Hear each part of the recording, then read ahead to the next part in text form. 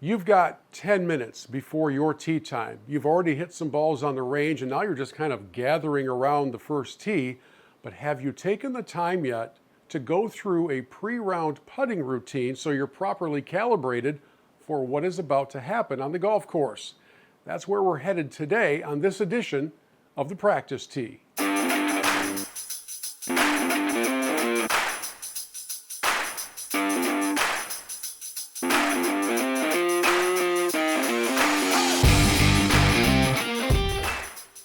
Hello friends, and welcome to the Practice Tee, the video series where you help shape the content because we're addressing the questions and issues with your game that you've sent to us. How do you do that? Just in the comments below.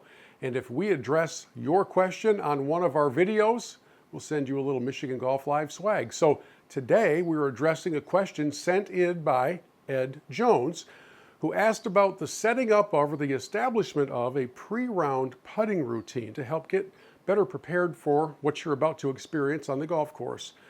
As always, Kmartin, the PGA professional and Michigan Section Teacher of the Year from the Fortress Golf Course in Frankenmuth, joins us. And Kyle's a really, really good putter. And I've also seen you at the Fortress coaching some of your students out on the big practice green. And it doesn't look sexy.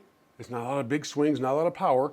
And I've often seen you setting them up within 5 feet and making them stay there until they get the lesson right. So help us out as we are your students today. How should we spend that last 5 or 10 minutes before we're to step over to the first tee?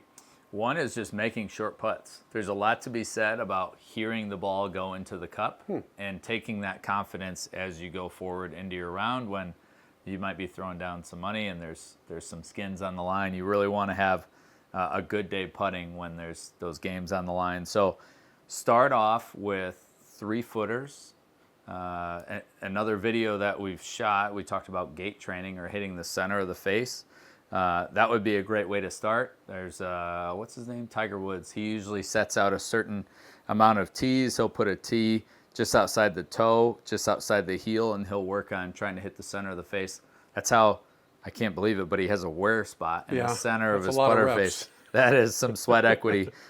So that's going to be one thing to work on. More importantly, if you're playing a golf course that you don't play all the time, speed control is going to be the top priority, because it doesn't matter if you can read the green. It doesn't matter if you can control the face. If you have no idea what the speed is, it is going to be a tough day on the golf course. So what I'm going to do as Kyle walks us through a little demonstration, I'm going to shut off the projector and turn on some more lights so you can see the turf, because we're not really projecting anything up into the screen. If we do, we've really hit the putt far too hard. And Kyle, go ahead and set us up with what you'd like to teach us today. So first things first, just start with some shorter putts, some 3-footers. If you can make a handful of them, make sure your setup and your ball position are always the same. If that gets a little wonky or off kilter compared to your standard, we're going to get into some trouble when it comes to hitting those putts. So if we can hit a handful of these, your second session for understanding the speed is actually trying to putt to the end of the putting green. And so, by the way, I have a philosophy that you're welcome to adopt, and you don't have to pay me any royalties for it if you don't like it. Or if you do like it, you don't have to pay me any royalties. I see so often somebody will set up to putt and they'll make one from 3 feet and then they'll just be done. I got it. My belief is 1 is a fluke, 3 is a pattern, 5 means you've got it. Right. That's why we do a series called 5-Footer Fridays that we do in here all about putting, because it doesn't really count unless you can repeat the successful motion, right? Right. So we start off with the 3-footers. Do we want to then move back in increments? You can, but your expectations need to change with it. So you bring up a really great point.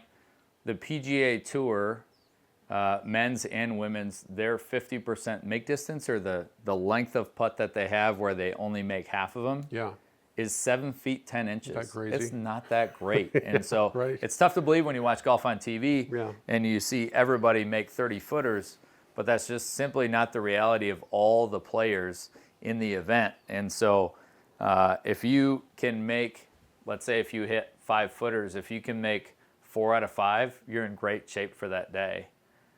But we all know that every putt you hit isn't going to be 5 feet on the golf course. So understanding your speed control, and if I set up, all I'm trying to do is go through my routine, same ball position, same alignment, and I'm going to try and putt as close to the fringe as I can without going too far. And this is just to help calibrate. That was about 1 ball length from getting to the edge. This is to calibrate speed. Correct. This is going to serve you well. If the golf course you're playing has its act together, then the practice green and the actual greens should be really, really close to the same speed. So Kyle's playing a game of Plinko basically to... Yeah, I'm trying to create that consistency, and I'm trying to find that consistency with my length of stroke as well. So if I can have a consistent length of stroke, Yep.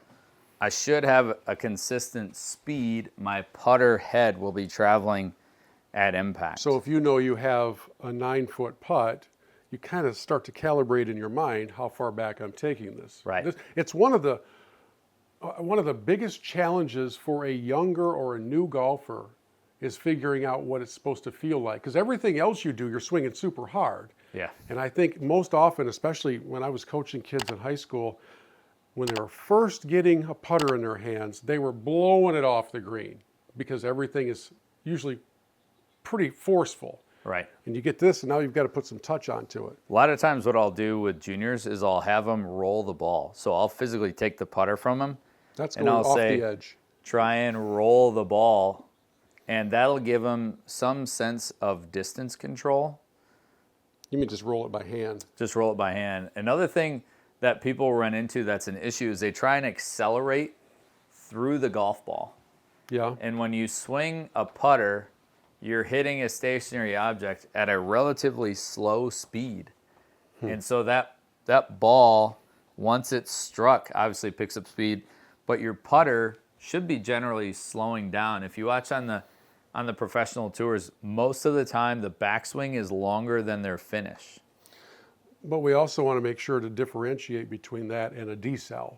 Because Correct. decelerating is not the same as what you're describing, right? Correct. So decel means we took way too big of a backswing. Yeah, we went. And we have hit the emergency brake trying to slow down. The parachute came out. Right.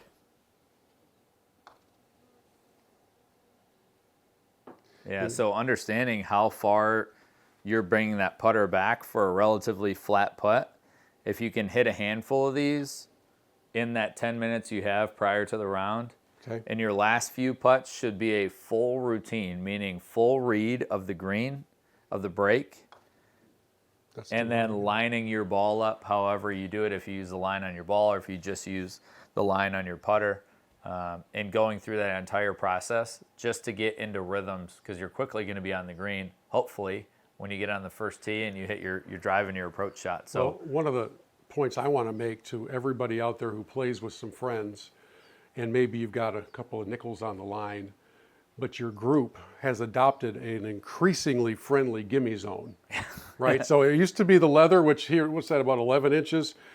And now it's become like the putter length. And then one of your guys uses a broomstick putter, so now it's a 7-foot putter length, and they've never made a putt that's actually inside of 4 feet.